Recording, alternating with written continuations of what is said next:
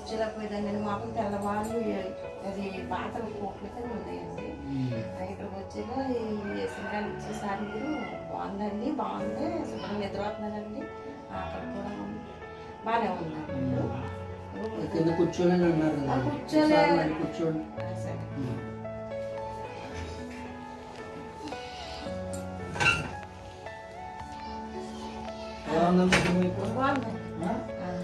కూర్చున్నానండి.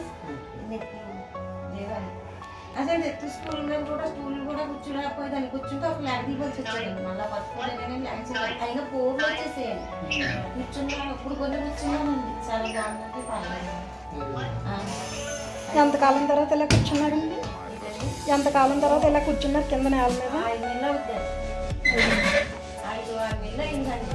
నేను పోయి ఇలా కూర్చుంది. అప్పటి నుంచి కూర్చోలేదు అసలు? అసలు కింద కాదండి, పేట మీద కూడా కూర్చోలేకపోయేదండి. కూర్చుని తప్ప మనసు మీద అక్కడికి వచ్చేటప్పటికి అక్కడ రోడ్డు మీద నుంచి రాలేకపోతే బండి మీద తీసుకొచ్చాను. ఇక్కడికి వచ్చి చూడలేదు. ఫస్ట్ రోజునే నేను పైకి ఎక్కాను. బిల్డింగ్ ఎక్కేసేలాను. పైకి ఎక్కి ప్రార్థన చేసుకున్నాను.